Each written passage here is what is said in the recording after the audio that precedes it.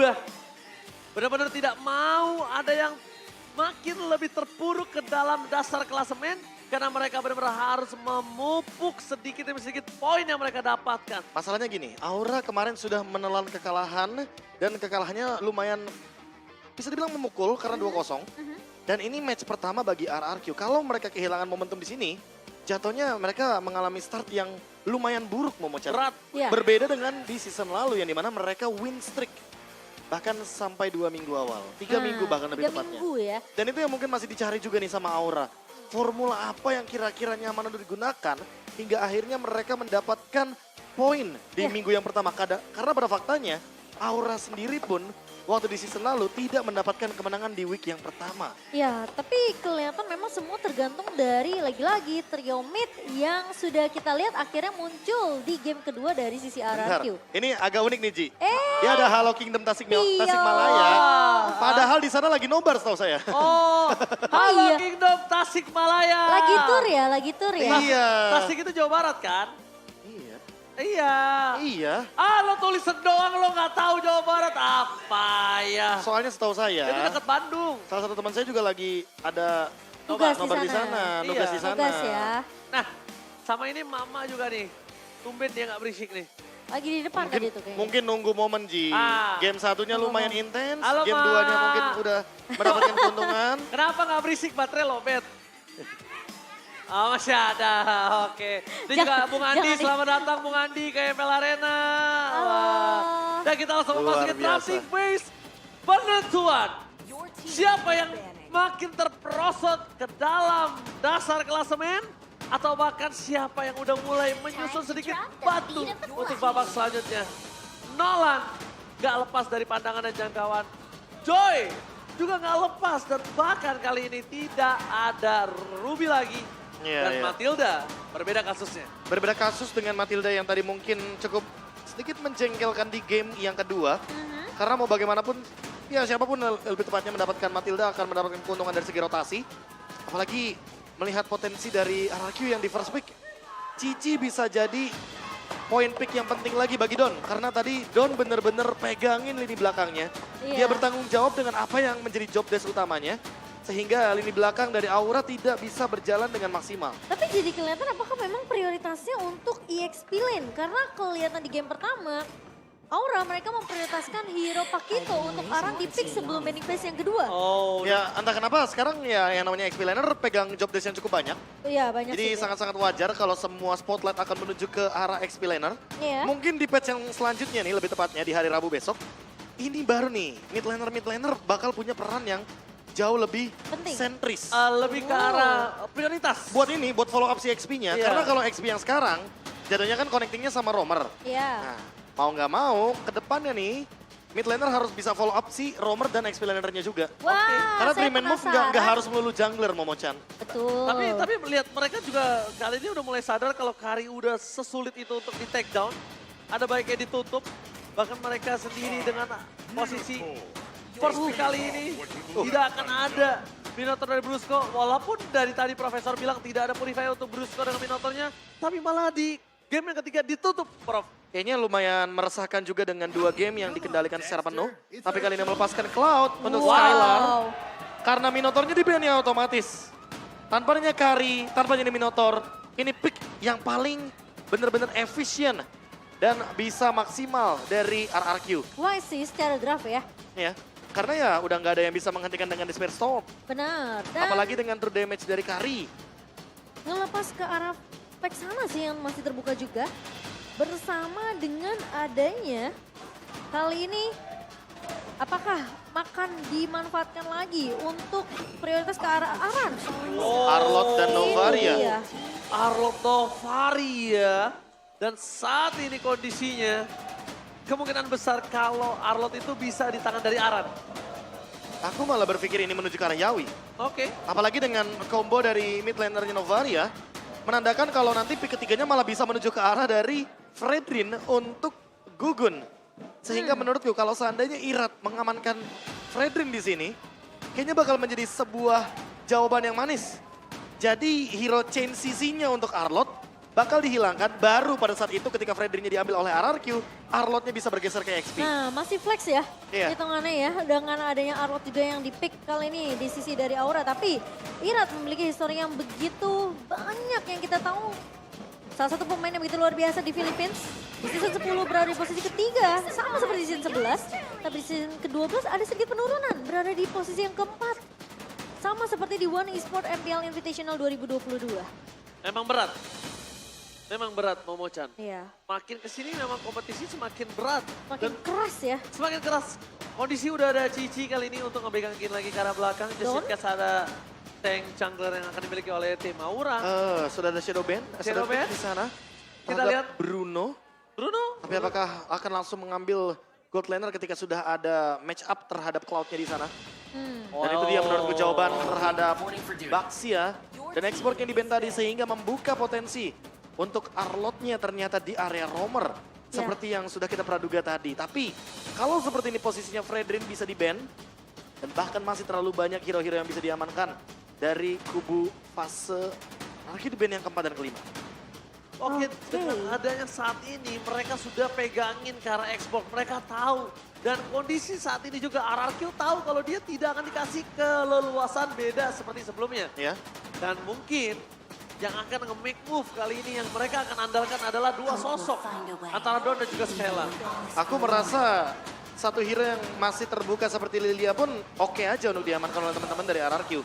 Karena sebelum kita melihat untuk mid laner yang akan muncul dari RRQ, aku malah lebih fokus untuk roamernya Brusco. Nah itu. Yang sampai dengan saat ini masih belum ada indikasi dia akan menuju ke draft pick arahnya. Mungkin menuju ke arah Chow salah satunya. Atau Karena Tigreal? kita melihat potensi untuk adanya Arlott yang bisa ditangkap dengan The Way of Dragon atau Tigreal juga oke. Tapi Tigreal menurutku agak-agak sedikit PR ketika ada export di sana. Export ya. Akan sangat mudah untuk di-poke damage dan Ben yang sangat bijak menurutku ketika ada Guinevere. Dan Baxianya jadi lebih bebas untuk sekarang. Lilianya ditutup ternyata Profesor KB. Oke, Tigreal mungkin seperti yang Momochan tadi bilang. Itu wise banget sih. Ya karena tadi kan udah sempat di-mention sebelumnya. Kalau misalkan Lilia bisa melakukan poke damage dan itu bisa memecahkan Viraga Armor juga bagi Aran. Kalau memang tidak mau membawakan Tigreal karena terlalu beresiko untuk 1v1 dengan export juga ya Profesor KB. Aku rasa kalau membawakan hero support, apakah terlalu beresiko? Tidak punya lini depan yang benar-benar bisa menelan damage dari pemain-pemain Aura. Aku lebih suka Chow sih di sini. Chow ya? Chow Seperti buat Profesor bilang. Brusco kayaknya oke banget, apalagi dengan Arlott sebagai lini depan. Atau Kaja juga fine. Atau jangan-jangan malah Kaja yang nanti akan dikombokan dengan salah satu mid laner yang belum muncul kali ini dari Okta. Karena Fredrin sudah di-ban, Arlott kehilangan combo chain CC-nya. Jadi mungkin Gugun harus mempersiapkan hero apa yang akan menjadi alternatif. Barat Selain lagi. Fredrin, dia terlalu barat sih yang tersisa. Dan bahkan kalau ngomongin dari Bruce Sebenarnya aku lebih suka Akai tadi. Karena Akai Arlott masih bisa untuk bikin move ke arah satu target. Dan bisa saja kali ini kita lihat bahkan RRQ mereka harus pakai mid lane yang bisa mendukung power pick off dari Brusco. Kalau seperti kata Profesor tadi ingin bermain pick Itu off. dia Be. Tapi nampaknya berbeda ya. Angela yang seperti Angela yang dan udah sebut. Valentina. Mereka ingin bermain early game. Early game mereka pegang supaya Skylar akan sangat bebas Profesor. Entah kenapa kalau seperti ini kayaknya Ixia bakal jadi pick yang bagus bagi Aura. Karena tidak ada yang bisa engage ke lini belakang kecuali Blazing Duet dari Skylar. Dan itu pun bisa dihandle dengan menggunakan Wind of Nature. Ya, Ixia pilihan yang bagus sih. Tapi sepertinya Brody. Kayaknya Kabuki nggak mau kalah otot di laning. Early-nya Cobanya, juga early-nya dia ngotot. nggak mau kalah dari segi bagaimana match up 1v1 melawan Cloud. Biar Angelanya bingung. Lo mau cover di arah gold lane atau Jungle-nya. pengen Jungle-nya. Karena yang ditakutkan oleh Baxia adalah ketika dia melakukan Baxia Shield Unity, dia jump in ke area turtle dan ketika udah nggak ada escape ability, dia terjebak di tengah-tengah turtle, artinya dia nggak punya jalan untuk keluar. Dia nggak punya Satu-satunya selama penyelamatan adalah ya Heartguard. Hardguard. Oke, Aura. Mereka cukup solid sebenarnya dengan draft yang dibawakan kali ini. Line up ratingnya, wow hanya berbeda 0,2 Iya. dibandingkan dengan RRQ. Karena lihat sisi ability-nya sebenarnya Aura lebih mendominasi. Survivability-nya juga sama. Tapi late game potential ternyata RRQ nggak terlalu drop. Apalagi ketika sudah ada Cloud di sana. Ya. Blazing Duet area of effect akan sangat-sangat bisa membubarkan pasukan Aura ketika berada dalam team fight area sempit seperti River. Alright, kali ini akan ada match point.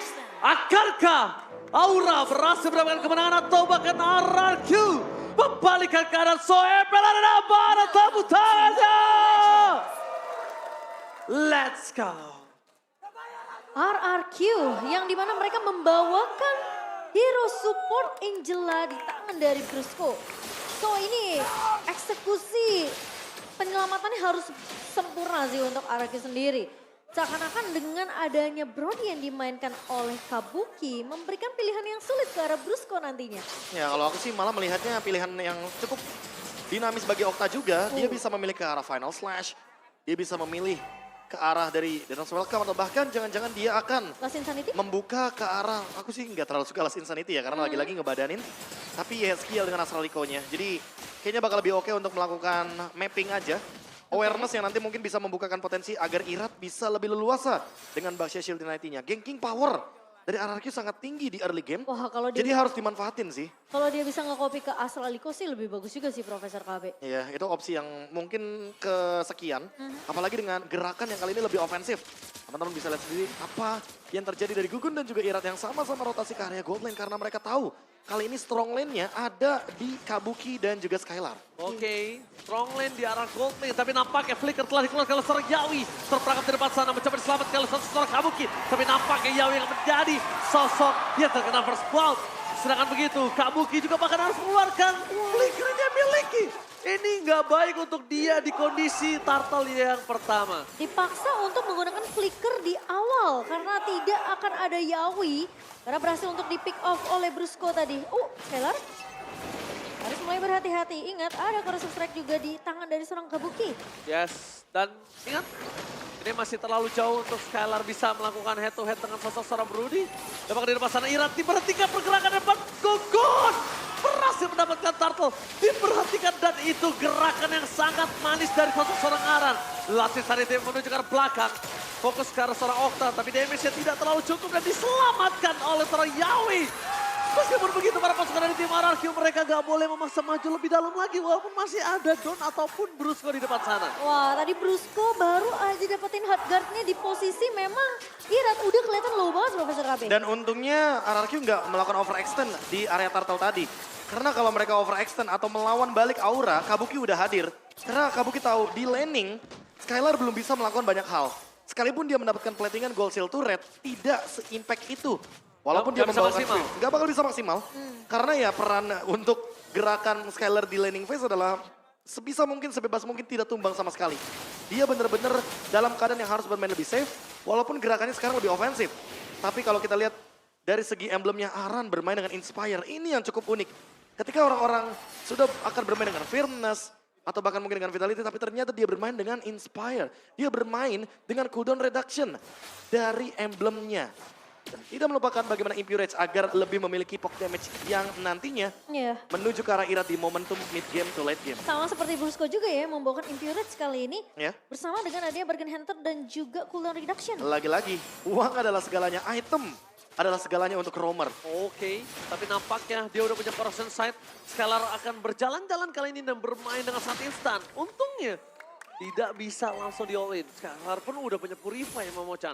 Untuk menangkap Skylar dengan hanya Yawi saja bersama dengan Kabuki itu tidak akan cukup. Ya, apalagi kalau kita lihat dari pemilihan item pertamanya Corrosion Sight. Berarti menandakan kalau nanti dia akan lebih kuat ketika 1v1 di laning jauh. Dan tentunya Aura harus punya tindakan preventif agar mereka tidak terkena split push. Apakah mereka akan menekan dengan 3 turtle, perfect turtle yang ingin mereka mainkan juga seperti di game yang pertama? Atau jangan-jangan kali ini akan ada gerakan yang cukup berbeda? Karena team fight turtle akan dimulai. Astralico dibalas Astralico, tapi Don punya tugas yang sangat tepat. Memegangin kaki seorang Gugun, terbelakang di depan sana. Dapatkan Gugun harus tumbang. Kali ini one last hit, dipaksa oleh seorang Okta. Dan para pasukan dari tim Aura mereka kehilangan the power of retribution. Ada juga tidak ada tempat untuk bisa melepaskan last insanity-nya. Dan lihat, mereka juga bisa mengkuliti purple buff-nya terlebih dahulu.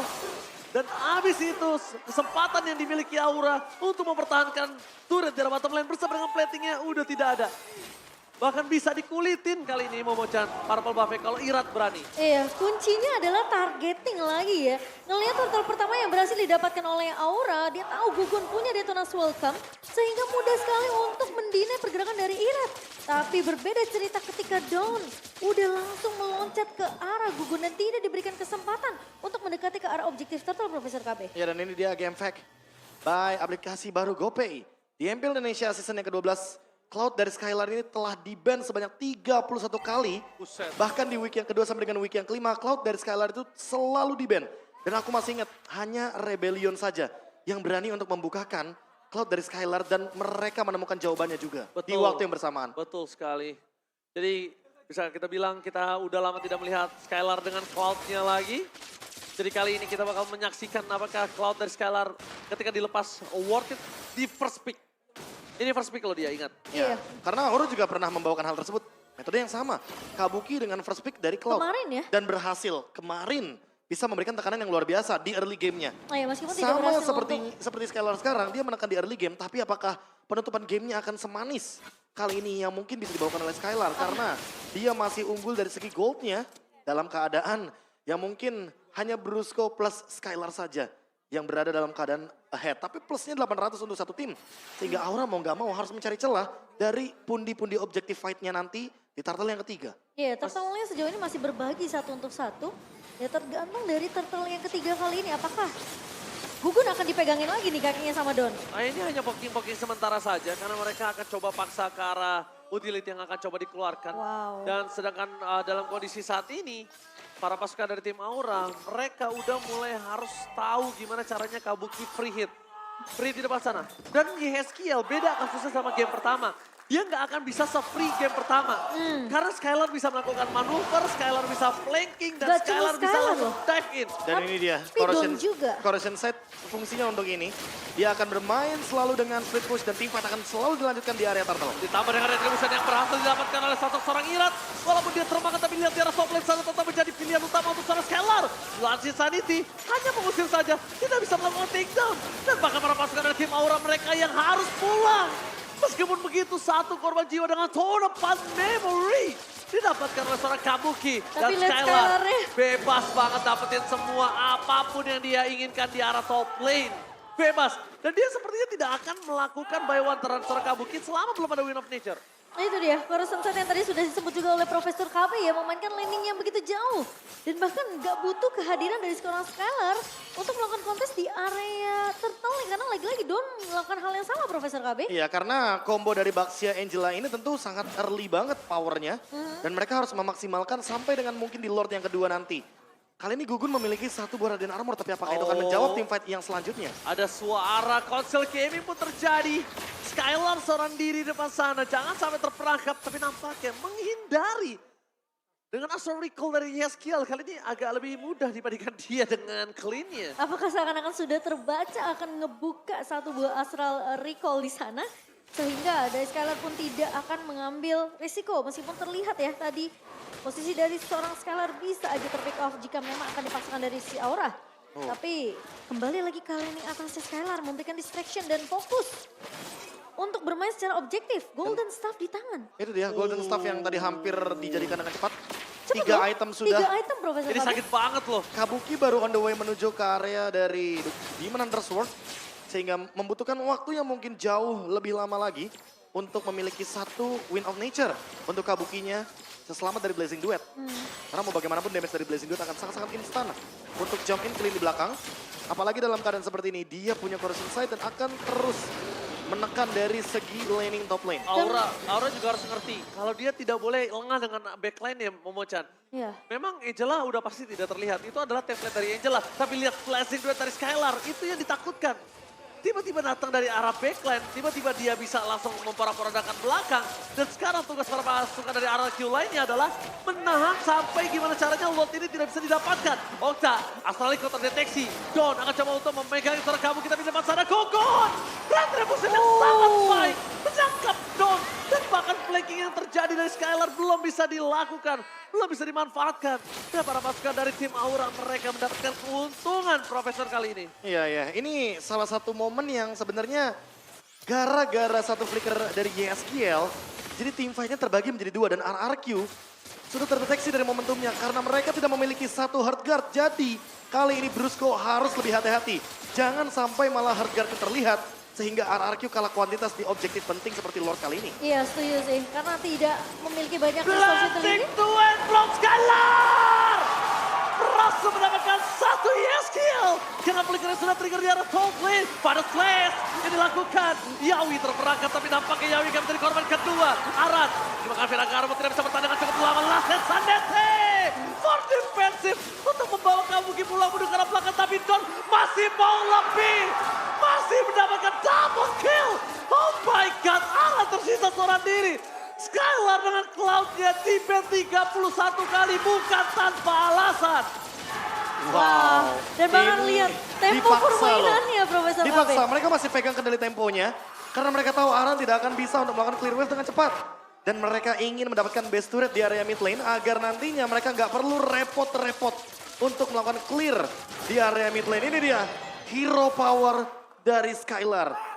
Blazing duet yang begitu on point. Dan siapa yang menyangka, RRQ ternyata mereka tiba-tiba mengambil gerakan yang super cepat setelah melakukan clear Lord di area mid-nya Profesor KB. Ya mereka tahu kalau mereka kalah di segi objektif tapi tidak dari segi damage dealt. Karena dari tadi Skylar benar-benar farm di area top lane. Dia mengungguli dari segi level. Dari outnumber-nya aja udah kelihatan Skylar hampir berada di level 15. Dan tinggal menunggu bagaimana Irat nanti menyusul juga di level 15 agar lebih secure ketika adanya battle retribution. Karena sampai dengan saat ini, Irat levelnya masih sama dengan Gugun walaupun Skylarnya unggul jauh banget. Perbandingan 2 level kali ini dari kedua god laner. Iya. Dan sekarang tinggal gimana map control yang didapatkan oleh RRQ ini bakal dipertahankan. Lihat, posisi dari seorang Skylar benar-benar dijaga habis-habisan. Menangkap Skylar juga sulit banget karena Susah. kasusnya adalah Skylar Purify. Purify, ada hard guard. ya Battle kan? Mirror Image, Hard Guard, terlalu banyak defensif dan bahkan Don rela memberikan badannya untuk seorang Skylar dengan cuma-cuma. Iya, itu tadi dipaksa buat dia benar-benar nge-cover di turret keduanya ya, posisi di remit ya. Sehingga Skylar berhasil untuk menumbangkan pemain-pemain aura yang tersisa. Dan sekali ini di menit yang ke-12 kembali menunggu Lord yang kedua. Sejauh ini arahnya mereka masih memegang keunggulan dengan 4.000 net worth di tangan. Aura, mereka butuh satu momentum. Seperti tadi mungkin ketika mereka berhasil untuk menumbangin Don ya Profesor KB. Bahkan kali ini Skylar unggul 2000 di atas dari Kabuki. Jauh Ini sih. menandakan bahwa satu item pun sudah akan ada di tangan Wow. dari Skylar dengan Malefic Roar sebagai bonus item terakhirnya. Tapi tidak ada Win of Nature di tangan Skylar, itu yang mungkin harus diperhatikan. Karena mungkin dia kondisinya memiliki gold yang sangat untung dan dia mengamankan posisi mobilitas supaya dia bisa jump in ke arah belakang, Terlalu melakukan flanking. Dan sekarang Skylar tidak boleh terlalu terburu-buru ke depan sana. Para pasukan dari tim Aura mereka harus melepaskan Lordnya karena terlalu cepat Profesor. Terlalu cepat diselesaikan Lord ini. Ya apalagi untuk sekarang Lord akan bergerak ke area mid lane. Hanya tinggal kita melihat job desk dari Aran karena dia yang akan bisa pegangin Lord di lini depan. Dengan gold yang sangat-sangat jauh. 11.000 gold dari Cloud. Dan perbedaannya sangat signifikan sekali dengan attack speed di level maksimal. Ini akan sangat-sangat dimanfaatkan sekali. Apalagi dengan Super Wave Minion dan Flicker dari Yeskiel. Dipaksa Akan tuh. ada Blazing Duet jump in dengan Oh my Hard Guard God, seharusnya. itu terlalu terburu-buru Yeskiel. Dia tidak punya defensif kali ini. Dan pakai para pasukan dari tim Aura, mereka udah harus fokus ke arah tengah. Lot telah mendorong secara bersamaan dengan arah bottom lane mereka. Para pasukan dari tim Aura mereka terpecah belah. Mencoba untuk memakan sosok dari seorang Okta. Tapi itu hanya trigger aja. Karena di belakang sana para pasukan dari tim Aura akhirnya melepaskan sebuah hempasan terhadap seorang Okta. Meledak dan mengurungkan niat dan mundur kembali. Sementara di sisi lain Skylar memang masih menunggu lajunya minion untuk memecahkan base turret di area bawah tadi Profesor KB. Belum dapat momennya. Belum dapat. Tapi setidaknya bisa di split push karena Lordnya di bagian top lane. Jadi pasti Skylar akan lebih berfokus bermain di area bottom lane. Purify-nya pun belum terpicu sama sekali. Ya. Dan bahkan kalau kita melihat dari Immortality Irat yang timingnya hampir tepat sebenarnya. Karena dia terkena Astra Recall di last minute dari Jeheskiel. Ini mau gak mau teman-teman dari RRQ akan lebih strong juga ketika nanti mereka ready team fight berlima. Ingat mereka bawa hero support.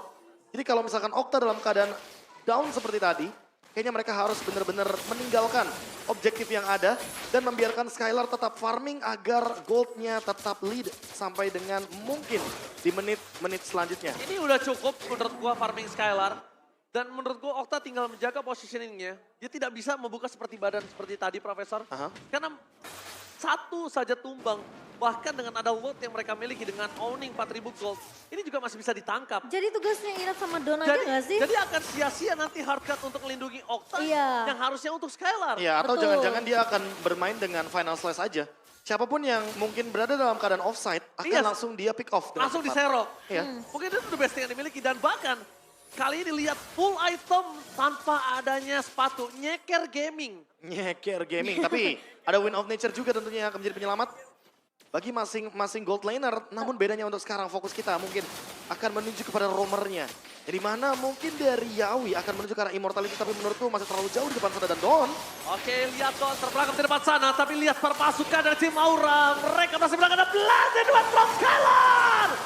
Berhasil para-para dengan arah belakang. Tampaknya kamu gila begitu saja. Memasangkan tim fight kembali. Tapi para pasukan dari tim Aura. Mereka nggak bisa memasangkan lebih karena mereka kehilangan banyak nyawa.